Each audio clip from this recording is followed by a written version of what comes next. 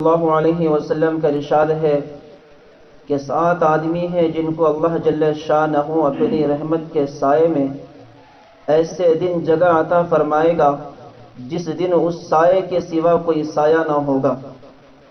Number 1 عادل بادشاہ یعنی عدل کرنے والا۔ دوسرا وہ جوان جو جوانی میں اللہ کی عبادت کرتا ہو۔ تیسرا وہ شخص جس کا دل مسجد میں اٹکا رہتا ہو۔ مسجد میں دل اٹکا رہنے کا مطلب یہ ہے کہ ایک نماز کے بعد دوسری نماز کا خیال رکھتا ہو۔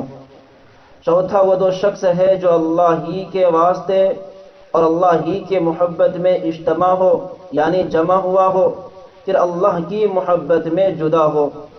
پانچواں وہ شخص جس کو کوئی حسین و جمیل عورت اپنی طرف متوجہ کرے اور وہ یہ کہہ دے کہ مجھے اللہ کے ڈر نے منع کیا ہے۔